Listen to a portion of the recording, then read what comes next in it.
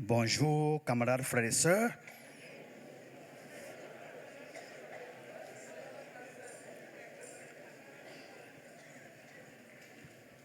Bonjour, bonjour, très chers frères et sœurs bien-aimés dans le Seigneur.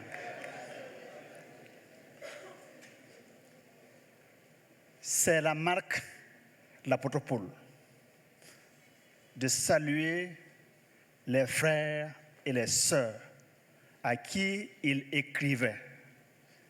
Très chers frères et sœurs, que la grâce et la paix vous soient données de la part de notre Père et de notre Seigneur Jésus-Christ. Amen. Ce matin, nous poursuivons l'étude sur l'épître de Paul aux Philippiens. Une très belle épître. Et quand vous la lisez, vous voyez comment, comme on l'a chanté ce matin, la joie est là. De bout en bout, il parle de joie. Et la chorale et l'animateur, le conducteur de louange et les chorales nous ont amenés à parler de joie et d'unité, comme le pasteur Benjamin l'a dit. Donc ce matin, nous allons parler de l'unité, la joie dans l'unité du corps de Christ. Amen. C'est un secret qui se trouve dans Philippiens que nous allons découvrir qu'il y a de la joie dans l'unité du corps de Christ. Et la chorale l'a chanté, les chorales l'ont chanté, et l'apôtre Paul, dans Philippiens, utilise la joie du début jusqu'à la fin comme un comprimé enrobé, un bon sandwich dans lequel il y a quelque chose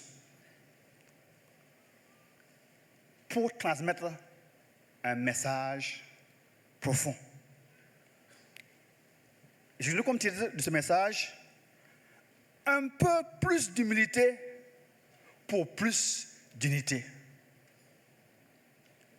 Un peu plus d'humilité pour plus d'unité. C'est le titre, c'est le message, c'est le rappel, c'est le résumé, c'est la conclusion. Lisons ensemble ce passage dans Philippiens chapitre 2. Philippiens 2. Philippiens chapitre 2, versets 1 à 18. Mardi, nous reviendrons sur tout le passage en question. Mais ce matin, nous allons prendre un temps, accordez-moi 4 à 5 minutes pour lire ce passage et nous mettre dans le contexte de cette étude. Philippiens chapitre 2, versets 1 à 18. Si donc il y a quelque consolation en Christ, s'il y a quelque soulagement dans la charité, s'il y a quelque union d'esprit, s'il y a quelque compassion, quelque miséricorde, rendez ma joie parfaite, ayant un même sentiment, un même amour, une même âme, une même pensée. Ne faites rien par esprit de parti ou par vaine gloire, mais que l'humilité vous fasse regarder les autres comme étant au-dessus de vous-même. Que chacun de vous, au lieu de considérer ses propres intérêts, considère aussi ceux des autres. Ayez en vous les sentiments qui étaient en Jésus-Christ, lequel, existant en forme de Dieu, n'a point regardé comme une proie arrachée d'être égal avec Dieu, mais il s'est dépouillé lui-même, en prenant une forme de serviteur, en devenant semblable aux hommes, et ayant paru comme un simple homme, il s'est humilié lui-même, se rendant obéissant jusqu'à la mort, même la mort de la croix. C'est pourquoi aussi Dieu l'a souverainement élevé et lui a donné le nom qui est au-dessus de tout nom, afin qu'au nom de Jésus, tout genou fléchisse dans les cieux et sur la terre et sous la terre, et que toute langue confesse que Jésus est Seigneur à la gloire de Dieu le Père. Ainsi, verset 12, mes bien-aimés, comme vous avez toujours obéi, travaillez à votre salut avec crainte et tremblement, non seulement comme à ma présence, mais bien plus encore maintenant que je suis absent, car c'est Dieu qui produit en vous le vouloir et le faire selon son bon plaisir. Faites toutes choses sans murmure, ni hésitation, afin que vous soyez irréprochables et purs, des enfants de Dieu irrépréhensibles au milieu d'une génération perverse et corrompue, parmi lesquels vous brillez comme des flambeaux dans le monde, portant la parole de vie. Et je pourrais me glorifier au jour de Christ, de n'avoir pas couru en vain, ni travaillé en vain. Et même, si je sers de libation pour le sacrifice et pour le service de votre foi, je m'en réjouis et je m'en réjouis avec vous. Vous aussi, réjouissez-vous de même et réjouissez-vous avec moi. Amen. Amen. L'apôtre Paul écrit cette lettre aux Philippiens et nous pouvons tout de go dire l'expéditeur, c'est Paul et Timothée, serviteurs de Dieu, de Jésus-Christ à Rome. Les récipiendaires, il écrit aux saints en Jésus-Christ qui sont à Philippe, aux anciens et aux diacres. Je répète, aux anciens et aux diacres. Il ouvre sa lettre par une salutation, que la grâce et la paix vous soient données de la part de Dieu, notre Père, et de notre Seigneur Jésus-Christ. Et à la conclusion, il referme la lettre avec la même salutation, que la grâce et la paix vous soient données de la part de Dieu, notre Père, et du Seigneur Jésus-Christ. L'épître de Paul aux Philippiens est une lettre empreinte de beaucoup d'affection et de joie. Et elle a été écrite par l'apôtre Paul et adressée aux saints qui sont dans l'église de Philippe. Et les expressions de joie sont répétées. Facilement, on se laisserait dire que tout est joie dans Philippiens, alors que quand nous lisons en profondeur, nous allons voir qu'il y a des choses que l'apôtre Paul veut dire, mais il va les réserver pour un temps donné pour nous amener cela. Mes bien-aimés et très chers frères, vous qui êtes ma joie et ma couronne, demeurez ainsi fermes dans le Seigneur, mes bien-aimés. Alors, prenons le contexte de cette épître de Paul aux Philippiens. C'est l'une des 4 lettres écrites en prison quand il était incarcéré à Rome, dans les années 60-62. Ces 4 lettres de captivité sont la lettre aux Éphésiens, la lettre aux Colossiens, la lettre de Philippiens que nous étudions, et la lettre à Philémon. Cette lettre fut acheminée aux Philippiens par les bons soins d'Épaphrodite, un fidèle compagnon de l'apôtre Paul, qui a fait ce long voyage de près de 1300 km pour apporter une offrande de joie et de soutien de l'église de Philippe, son église, à leur pasteur et apôtre, l'apôtre Paul, maintenant en prison, attendant son jugement à venir. C'est une très belle lettre. Et je voudrais dire, pour commencer, que dans cette lettre que nous avons lue, au chapitre 2, il fait un appel à l'unité et à l'humilité dans l'Église. Le corps du message, c'est l'appel à l'unité et à l'humilité dans l'Église. L'apôtre Paul, dans sa lettre aux Philippiens, aborde ici 2 thèmes phares et importants et pour la vie de toute Église, qu'elle soit locale ou nationale, et ayant des saints en son sein.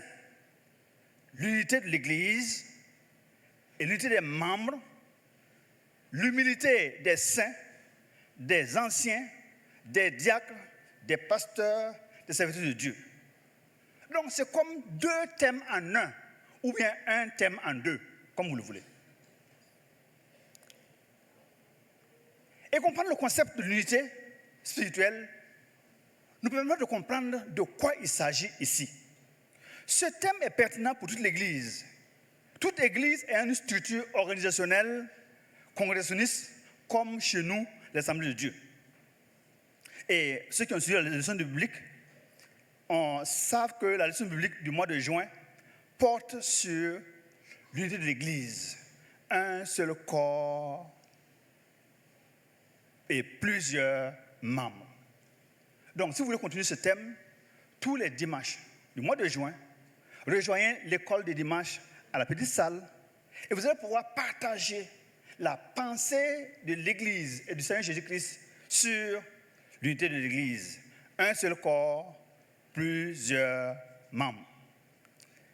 L'Église, aussi appelée corps de Christ, le peuple de Dieu, la famille de Dieu, est une organisation bien structurée et selon le Nouveau Testament.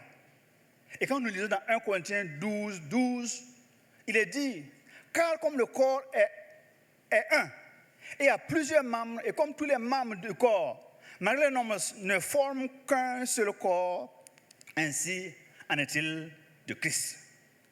Verset 13, nous tous avons été en effet baptisés dans un seul esprit, soit juifs, soit grecs, soit esclaves, soit libres, et nous avons tous été abreuvés d'un seul esprit. Verset 14, ainsi, le corps n'est pas un seul membre, mais il est formé de plusieurs membres. Verset 19 et 20, si tous étaient un seul membre, où serait-ce le corps? Maintenant donc, il y a plusieurs membres et un seul corps qui forme l'unité Christ. Il ne doit pas y avoir un conflit, ni de division dans le corps, mais les membres doivent également avoir soin les uns des autres. Vous, nous, sommes le corps de Christ. Et nous, vous, sommes les membres, chacun pour sa part. Quelle belle explication de Paul, de l'unité dans le corps et le danger, et ici il évoque déjà le danger de la division, des conflits d'intérêts dans l'Église. Tout y est annoncé et tout y est énoncé. Dans l'Église de notre Seigneur Jésus-Christ, dans son corps, nous sommes membres et lui, il est la tête. Lui, il est l'époux et nous sommes l'épouse. Il y a plusieurs composantes donc avec des rôles, des fonctions, des attributs différents, mais complémentaires qui participent à l'unité de l'Église. Et dans Philippiens 1:1, l'auteur décrit ces composantes. 1. Les saints. Les saints ou les membres de l'Église que nous le connaissons comme, on l'a vu de la première session, les saints imparfaits.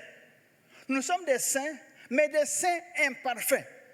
Déjà sanctifiés, mais pas encore parvenus à la perfection.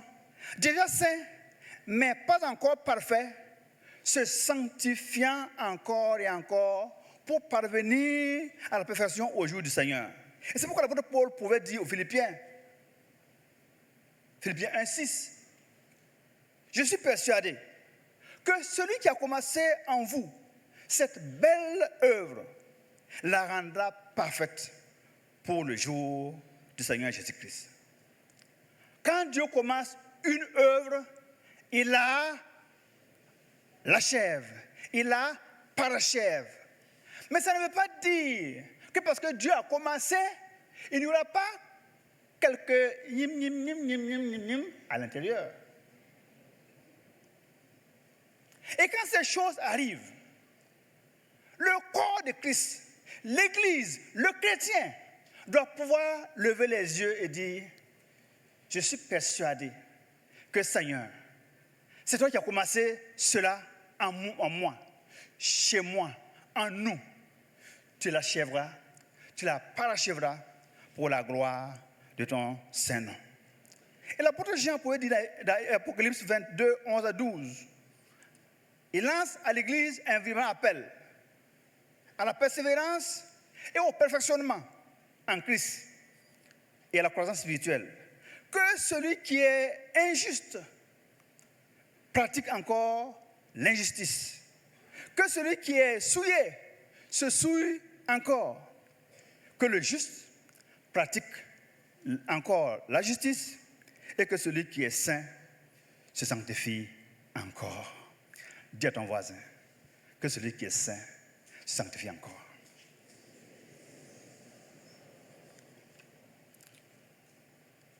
Deuxième composante de cette église, c'est les anciens, les diacres. Ce sont ceux qui assurent la direction, la gouvernance et le service dans l'église et de l'église au profit des membres à l'intérieur et à l'extérieur. Gloire à Dieu. À l'église centrale, nous sommes saints. Vous êtes saints. Soyons saints dans toute notre conduite pour briller comme des flambeaux dans la nuit, dans les ténèbres dans ce monde. Nous avons à l'église centrale des anciens, des diacres et des pasteurs pour nous y conduire dans la sanctification et dans le service de Dieu. Je vais demander s'il vous plaît à nos chers anciens, à nos chers diacres, de bien vouloir se tenir debout. Il y en a qui ne les connaissent pas.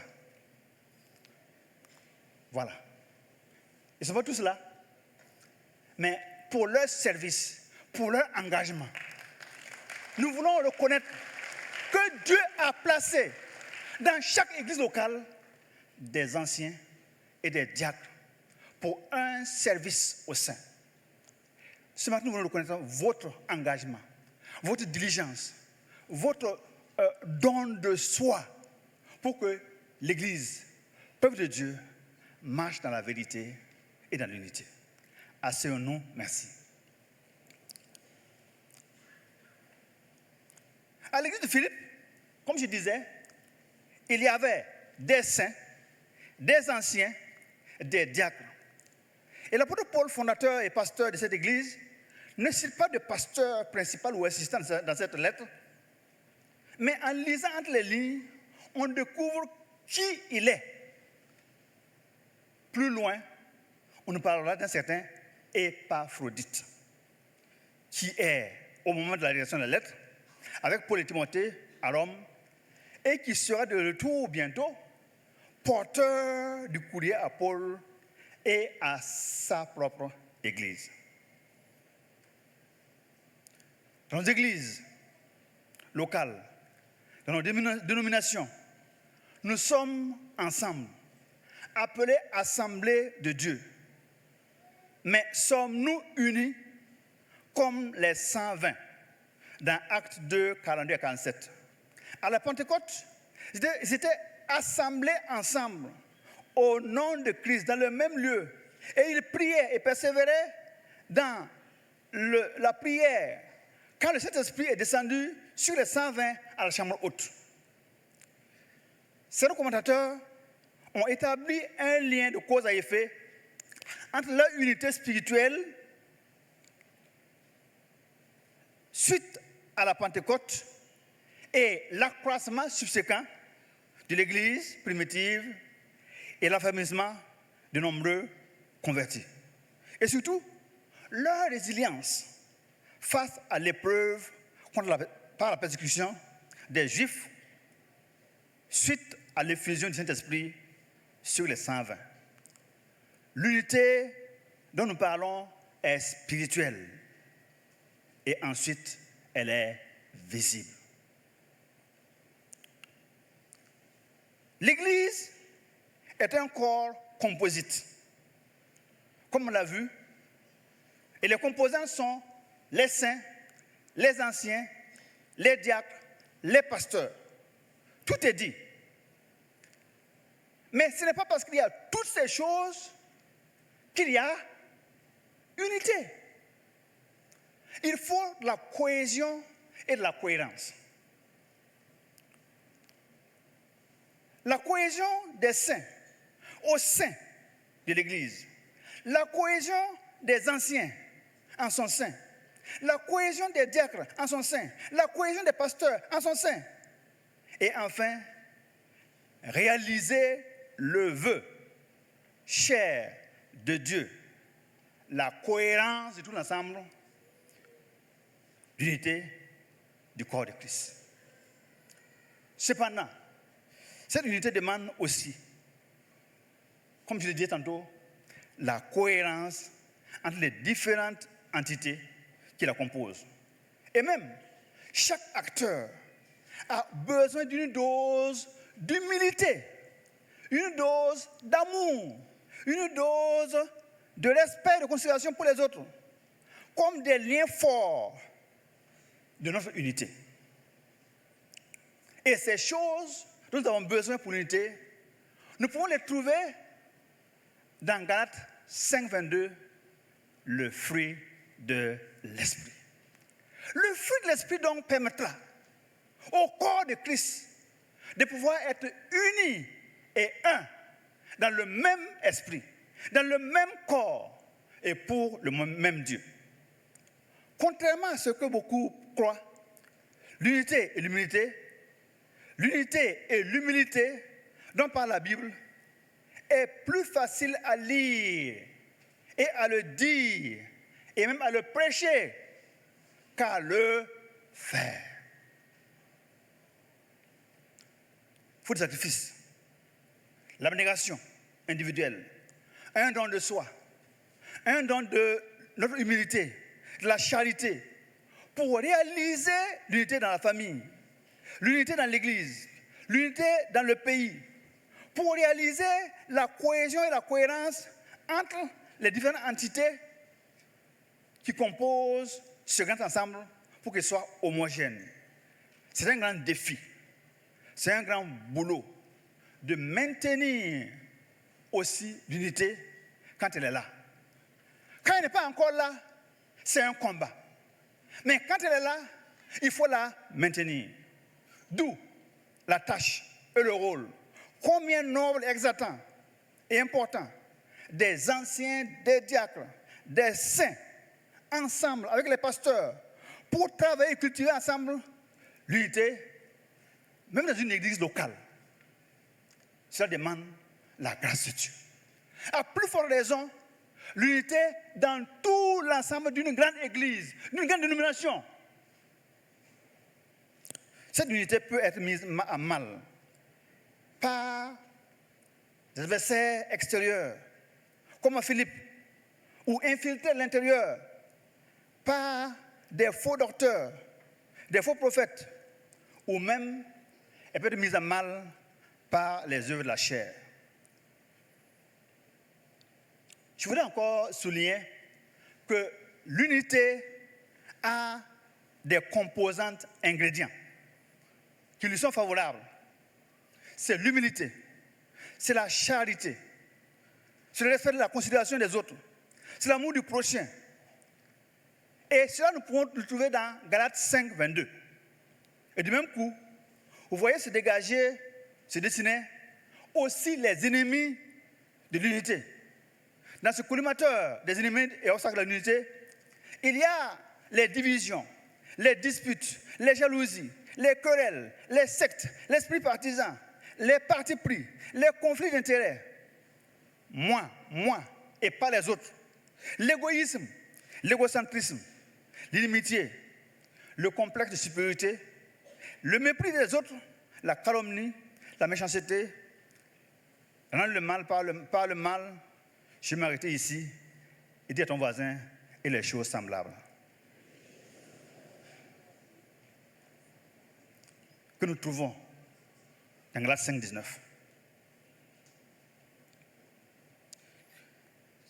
Si nous sommes encore, en tant que chrétiens, dans le village qui s'appelle Galates 5,19, aujourd'hui, quittez le village. Mais si vous êtes dans le village qui s'appelle Galates 5:22, demeurez-y et bâtissez des maisons et réjouissons-nous ensemble à Galates 5:22, car Dieu se plaît en ces choses. Permettez-nous de saluer l'effort et l'engagement de tous ceux qui ont compris et croient à l'unité au niveau national. Et de saluer et encourager à sa juste valeur tous ceux qui font de leur mieux pour que nous puissions vivre ensemble dans la paix et la cohésion sociale. Assurément, si l'unité à l'échelle microscopique est difficile, à comme plus forte raison, l'unité à l'école, à l'échelle macroscopique est une grande école qu'il va falloir réaliser. Puissions-nous reconnaître les efforts de tous ceux qui, dans l'Église, travaillent à son unité, toutes les confessions religieuses qui se donnent la même association au Burkina Faso pour l'unité du pays en ces temps de crise. Nous sommes le mille d'un seul et même panier. Ton fa y a peoiki. Amen. C'est ce que l'apôtre Paul veut nous dire dans Philippiens chapitre 2, versets 1 à 18. L'unité, elle est importante. L'unité a des composantes. L'unité a des ennemis.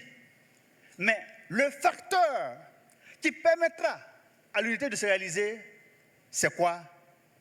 C'est quoi? Dis à ton voisin, l'humilité. C'est l'amour. C'est la paix avec les autres. Si nous avons compris que nous sommes des saints imparfaits, travaillons toujours à la perfection et au perfectionnement des uns des autres pour être meilleurs demain, alors bientôt nous serons excellents. Nous y arriverons par la grâce de Dieu.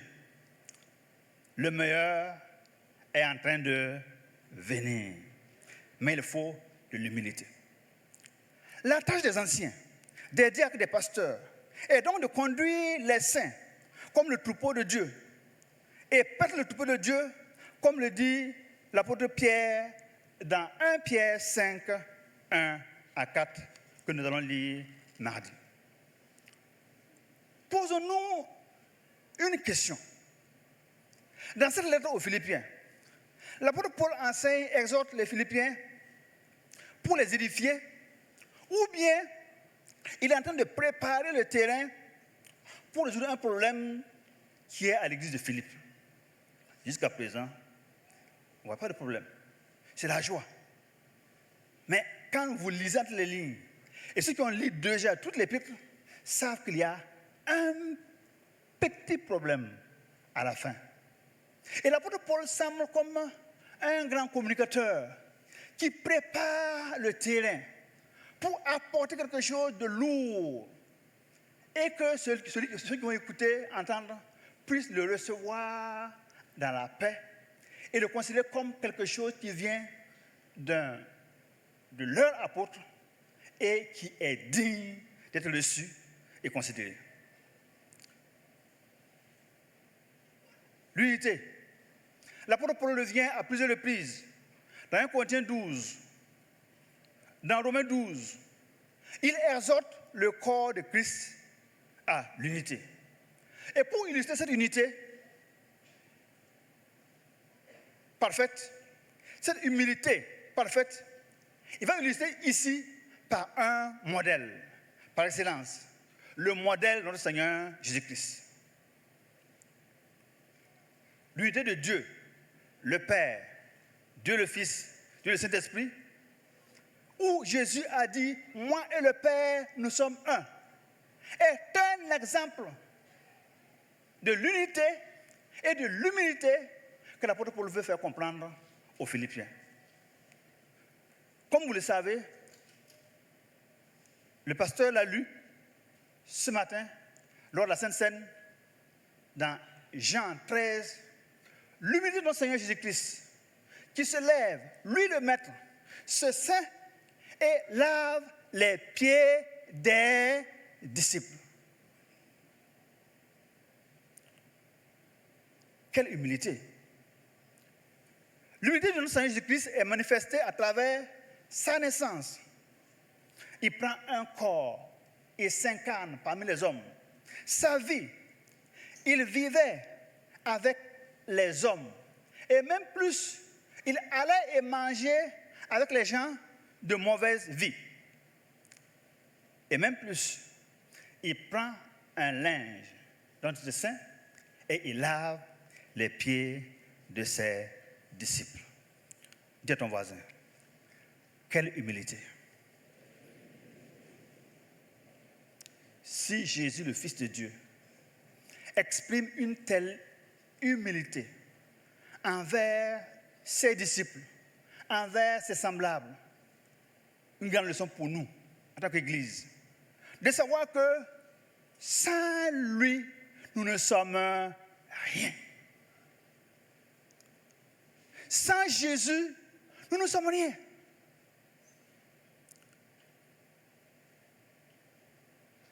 Dans ce passage, l'apôtre Paul, fondateur de l'église locale de Philippe, revenant à Acte 16, appelle les Philippiens à l'humilité, à l'unité.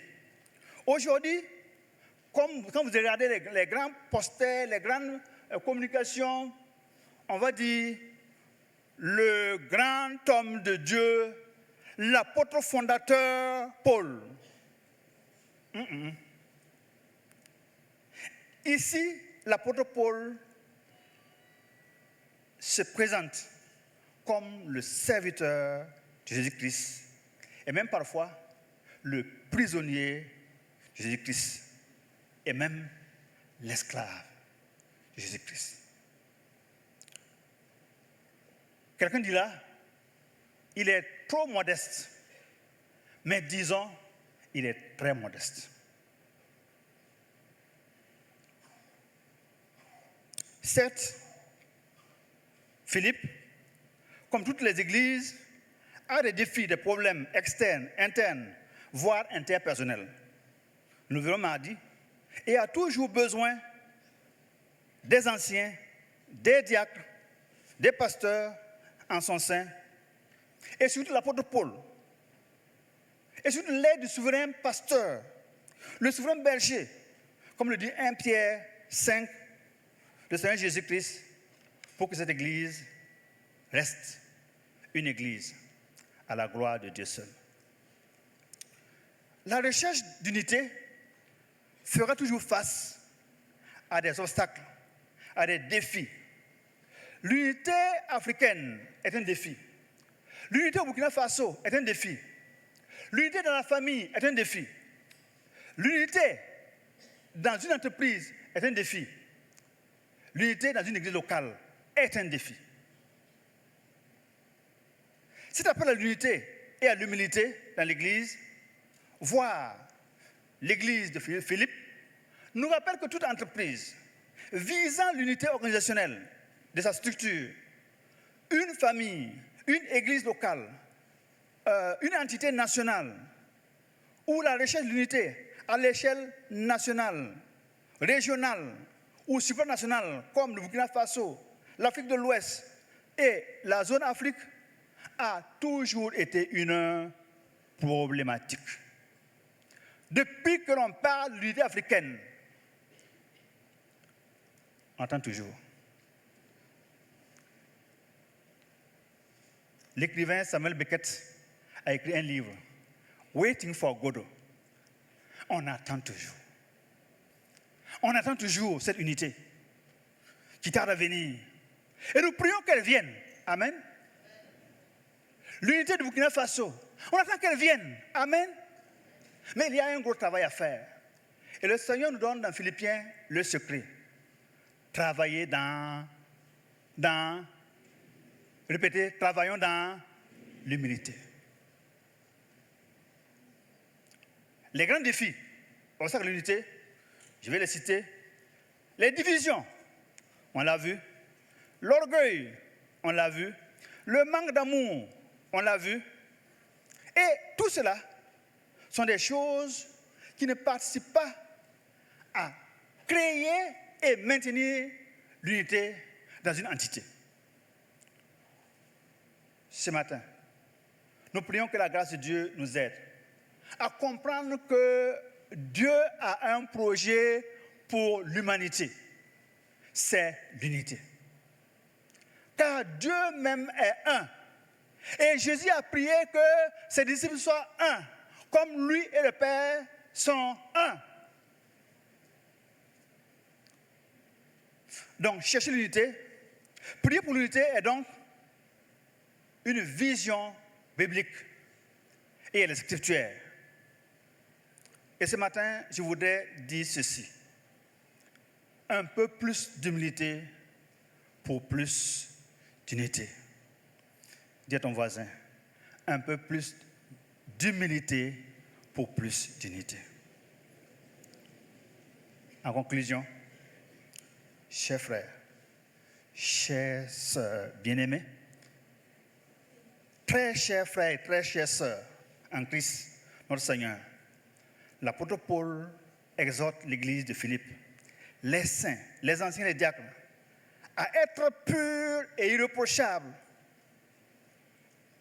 irrépréhensibles au milieu d'une génération perverse et hostile et corrompue, parmi lesquels ils brilleront comme des flambeaux dans le monde, portant ainsi la parole de vie.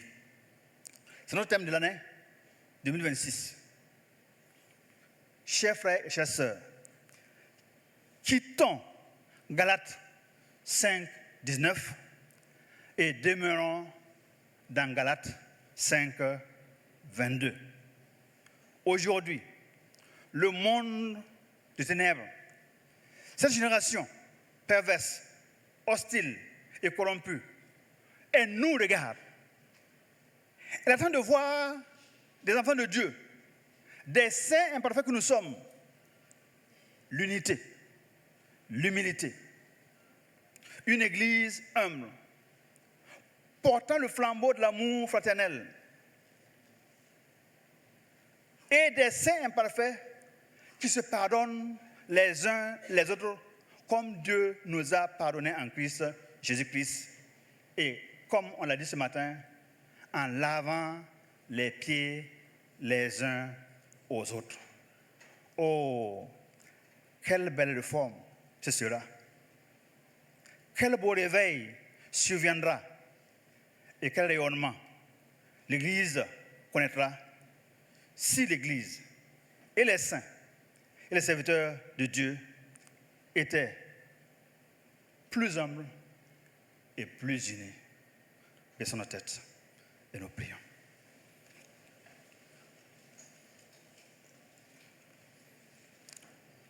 Seigneur, ce matin, merci pour ta parole qui nous donne. Tu nous regardes dans le miroir de la parole de Dieu, tel que nous sommes, et voir le portrait que tu as dressé, que tu veux que nous soyons. Notre Dieu, nous avons besoin de transformation. Je viens avec mon frère et ma soeur te demander de me transformer. Transforme mon frère, transforme ma soeur, transforme l'église centrale, transforme chaque église locale, transforme l'église de Burkina Faso, transforme nous deux les cœurs qui sont hautains, fanfarons, transforme nous deux Seigneur les orgueilleux, transforme nous deux Seigneur, notre Dieu Seigneur, ceux qui ne te connaissent pas et qui te connaissent, toi le seul et vrai Dieu. Merci. Au nom de Jésus-Christ. Amen. Amen. Nous gardons